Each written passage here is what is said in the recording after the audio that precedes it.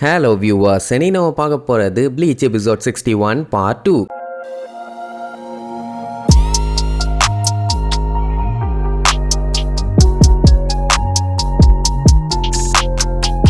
Open பண்ணா போன பாட்டுல கொஞ்சம் விட்டுருந்தா ஐசன் நம்ம ரெஞ்சிய போட்டு தள்ளியிருப்பான். அதுக்குள்ள நம்மால இடையில பூந்து எப்படியோ தடுத்துட்டான். ஆனா அதுக்காக ஐசன் பெருசா ரியாக்ஷன்லாம் கொடுக்கல. என்ன நம்ம பையன் தான் கொஞ்சம் ரத்த கலரியா இருக்கான். ஆல்ரெடி சண்டை போட்டு ஏகப்பட்ட வெட்டு டயர்டு, எப்படி சண்டை போட போறான்னு தெரியல. அப்ப ரெஞ்சி நம்ம இச்சுக்கோ கிட்ட என்ன காப்பாத்துறதுக்காக இவ்வளவு தூரம் வந்தியா, ரொம்ப ரொம்ப தேங்க்ஸ்பான். ஆனா நம்மாலு ஏன்டா கிறுக்கு பாயல, அந்த ரூக்கியா லூசோ தூக்கிட்டு உன்னைய தப்பிச்சு போக மட்டும்தான்டா சொன்னேன், வேற எதுவும் பெரிய வேலை உனக்கு சொல்லல. கஷ்டப்பட்டு சண்டை போட்டு அவளை காப்பாத்தி கொண்டு வந்ததுக்கு உன்னால என்ன பண்ண முடியுமோ நீ பண்ணிட்ட, தேங்க்யூமா. உடனே ரெஞ்சி கிண்டல் பண்ணுவான். ஆமாமா, உன்னை பார்த்தா பிஞ்ச செருப்பு மாதிரி தான் இருக்குதுன்னு. இதுக்கப்புறம் சொல்லவா வேணும்? ரெண்டு பேரும் மாத்தி மாத்தி கெட்ட வார்த்தையை உருவாக்கி திட்டி சண்டை போட்டுக்கிட்டு இருப்பானுங்க. அப்போ முக்கிற சவுண்ட் கேட்கும். என்ன கீழே யாரோ முக்கிட்டு இருக்காங்கன்னு பார்த்தா நம்ம ரூக்கியா ரெஞ்சி அவளை நெஞ்சோட வச்சு அமுக்கிட்டு இருந்திருப்பானா, அதனால பேச முடியாம முக்கிட்டு இருந்திருப்பான். அவன் விட்ட உடனே வாயிலே ஒரு குத்து. ஏன்டா கிறுக்கு பாயில, மூச்சை அடக்கி வச்சு நான் என்ன வேர்ல்டு ரெக்கார்டா பண்ண போறேன், கொஞ்சம் விட்டுருந்தா என்னைய கொன்று போடான்னு கத்துன்னு கத்திக்கிட்டு இருப்பான். அப்ப இச்சிமாரு நான் வேணா இவங்க எல்லாத்தையும் கிளியர் பண்ணிட்டு வேலையை ஸ்டார்ட் பண்ணிட்டுமான்னு கேட்பான். ஐசன் அதெல்லாம் ஒண்ணு வேண்டாம், நான் பாத்துக்கிறேன்பா. அதாவது தூசியை தட்டி விடும் போது ஒரு தூசியா இருந்தான்னு ரெண்டு தூசியா இருந்தான்னு அதை நானே கேஷுவலா தட்டி விட்டுக்கிறேன்பா. அதுக்கப்புறம் நம்மளால இவன் தான் ஐசனான்னு கன்ஃபார்ம் பண்ணிட்டு ரெஞ்சி அங்கிருந்து தப்பிச்சு ஓட முடியுமான்னு கேட்பான். பட் அவன் நான் தப்பிச்சு போலேம்பான். ஏன்னா எப்படி இருந்தாலும் இவன் கூட சண்டை போட்டு ஜெயிச்சா மட்டும்தான் இவங்களால கம்ப்ளீட்டா தப்பிக்க முடியும். இல்லைன்னா எவ்வளவு தூரம் ஓனாலும் திருப்பி திருப்பி விரட்டி வந்து அட்டாக் பண்ணுவான். அதனால முதல்ல அவனை காலி பண்ணுவோம், அதுக்கப்புறம் இங்க இருந்து நிம்மதியா கிளம்புவோம் அப்படின்னு. சரி ஓகே, ரெண்டு பேருமே சேர்ந்து சண்டை போடுவோன்னு ரெஞ்சி பாத்தீங்கன்னா இப்ப நான் யூஸ் பண்ண போற டெக்னிக் ஒரே ஒரு டைம் மட்டும் தான் யூஸ் பண்ண முடியும் அப்படி இப்படின்னு பில்டப் எல்லாம் பண்ணிட்டு கத்தியை நீட்டுவான். அது கத்தி மாதிரி இருக்காது, கசக்கி போட்ட கந்த துணி மாதிரி இருக்கும். அதான் கையிலேயே நசுக்கி உடச்சிட்டானே. சரி இதை வச்சு என்ன பண்ண போறான்னு பார்த்தா பயங்கரமா டயலாக் எல்லாம் பேசிட்டு கத்திய தரையில வச்சு ஒரு அடி அடிச்சுட்டு அவன் ஸ்வாடோட பேரை சொல்லுவான். உடனே உடஞ்ச பார்ட்ஸ் எல்லாமே ஒன்னு சேர்ந்து ஐசன் அட்டாக் பண்ண போகும். இப்படி ஒரு சைடு வேற லெவல் அட்டாக் போயிட்டு இருக்குமா, அதே டைம் நம்ம இச்சுக்கோ அவன் அதுக்கு மேல பயங்கர ஃபாஸ்டா அப்படியே கத்திய சொல்லிட்டு போய் ஒரு வெட்டு வெட்டுவான் பாருங்க.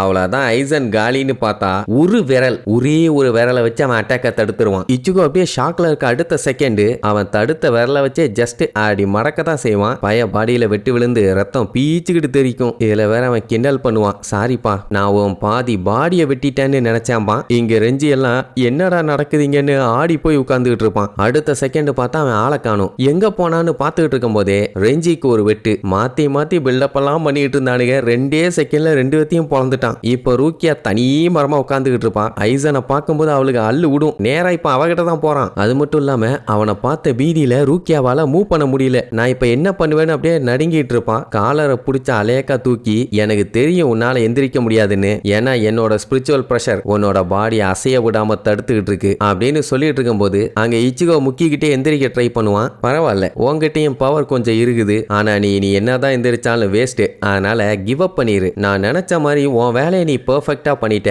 இதுக்கு மேல நீ எதுவும் பண்ண வேண்டாம், இது போதும்பா. இச்சிகோக்கு கடுப்பாயிரும். நான் என்ன உன் வீட்டு வேலைக்காரனாடா, நீ சொல்லி நான் என்னடா பண்ணேன்னு கேட்டா ஐசனுக்கு நல்லாவே தெரியும் வெஸ்ட் டிஸ்ட்ரிக்ட் வழியா தான் இச்சிகோ வருவான்னு. அதனால தான் அவனோட ஸ்குவாட் ஆளுங்க எல்லாத்தையுமே அங்க போட்டு வச்சிருந்தான். நம்ம ஆளுங்க நினைச்சிருந்தா கேட் வழியா உள்ள வந்திருக்க முடியும், ஆனா அப்படி வரக்கூடாதுன்னு தான் இச்சிமாருவை அனுப்பி வச்சிருக்கான். அதான் டோரை ஓபன் பண்ணும்போது கேட்டு கிட்ட நின்றுட்டு இருந்திருப்பான். நம்ம ஆளுங்களை பெருசா அட்டாக் பண்ணாம இவங்களை மட்டும் அடிச்சு வெளியே துரத்தி விட்டு கேட்டை மூடிட்டு போயிருப்பானே, அது எல்லாமே இவங்க இந்த மாதிரி உள்ளுக்குள்ள வரணும் தான். எப்படியும் இவங்க அந்த குக்கு ஷிபாவை அப்ரோச் பண்ணுவாங்க. அவ கிரேனை யூஸ் பண்ணுவா. அதை வச்சு உள்ள வந்தவொடனே எல்லாத்துக்கும் பயங்கரமான ஒரு அலர்ட் போகுமா. உடனே கேப்டன்ஸுக்கு எல்லாம் நியூஸ் போய் அவங்க மட்டும் இல்லாம சோல் ரீப்பர்ஸ் முத கொண்டு இவங்களை தேர்றதுல போக்கஸ் பண்ண ஆரம்பிச்சிருவாங்க. அந்த டைமுங்கும் போது இவனுங்க என்ன வேணாலும் பண்ணலாம்ல. இதே இவங்க கேட் வழியா வந்திருந்தாங்கன்னா இந்த அளவுக்கு பஞ்சாயத்து இருந்திருக்காது. அது மட்டும் இல்லாம இவங்க வந்த உடனே ஐசன் வேற செத்தவ மாதிரி பிளான் பண்ணானா. சோ எல்லாத்துக்குமே இன்னும் கடுப்பாயிருச்சு. இந்த மாதிரி வெளியில இருந்து வந்தவங்க தான் ஐசனை கொண்டுட்டாங்க, அது என்ன ஏதுன்னு விசாரிக்கணும்னு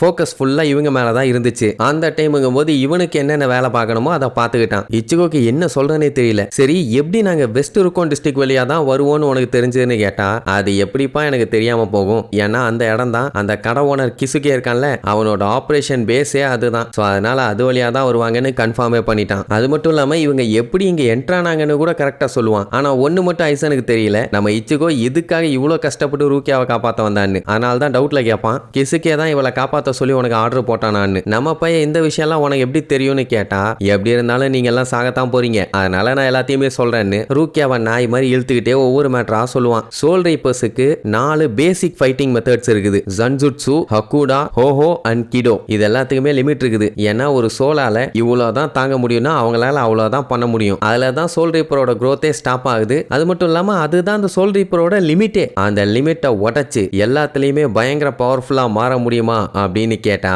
அதுக்கு ஒரே ஒரு வழி மட்டும்தான் இருக்குது, அதுக்கு ஹாலோ ஆகணும்பா. அப்பதான் நம்ம பையலுக்கே புரியுது. ஏன்னா அவனுமே அந்த மாஸ்கை போட்டு ஹாலோவா மாதிரி கண்ணா பின்னான்னு சண்டை போட்டான்ல. அதனால சோல் ரீப்பர் ஒரு ஹாலோவாவும் ஹாலோ ஒரு சோல் ரீப்பராகவும் மாறி அந்த பார்டர்ஸை ரிமூவ் பண்ணா மட்டும்தான் பயங்கர ஸ்ட்ராங்கா மாற முடியும். அதனால தான் இவன் என்ன பண்ணா, சீக்கிரட்டா சில ஹாலோஸை சோல் ரீப்பரா மாத்த ட்ரை பண்ணியிருக்கான். ஏன்னா ஒரு ஹாலோவால அவங்க ஸ்பிரிச்சுவல் பிரஷரை ஹைட் பண்ண முடியும். சோல் ரீப்பரோட ஜன்பகுட்டோ, அதாவது அவங்க ஸ்வாட ஈஸியா காலி பண்ண முடியும். ஏன் மத்தவங்களை கண்ட்ரோல் பண்ண முடியும். இதெல்லாத்தையுமே நம்ம தான் முன்னாடியே பார்த்திருக்கோமே. இந்த விஷயத்தை யாருமே பெருசா ட்ரை பண்ணதில்லை. ஆனா இவனுக்கு ஒரு ஹோப் இருந்துச்சு. ஆனாலும் யாரும் அதை கண்டுபிடிக்கல. பட் நம்ம கிசுக்கே இருக்கான்ல, அவன் கண்டுபிடிச்சான். சோ அதை பண்ணா ஹாலோவுக்கும் சோல் ரீப்பருக்கும் நடுவுல இருக்க அந்த பார்டரை ரிமூவ் பண்ண முடியும். ஆனா என்ன, இது சோல் சொசைட்டிக்கு ஒரு எதிரான விஷயம். இப்பெல்லாம் பண்ணக்கூடாது, பண்ணா செப்பல்ஸ்லயே அடிப்பானுங்க. ஆனா தெரியாதுன்னு வைங்களேன். அப்படி நம்ம கிசுக்கே கண்டுபிடிச்சதான் ஹோக்கியோக்கு ரொம்ப ரொம்ப டேஞ்சரஸ். அதனால தான் கிசுக்கேவே இது மத்தவங்களுக்கு டேஞ்சர் ஆயிரும்னு சொல்லி அதை மொத்தமா அழிச்சிடலான்னு முடிவு பண்ணிட்டான். ஆனா அவனுக்கு அதை எப்படி அழிக்கணும்னு தெரியல. சரி என்ன பண்ணலான்னு யோசிச்சு பார்த்துட்டு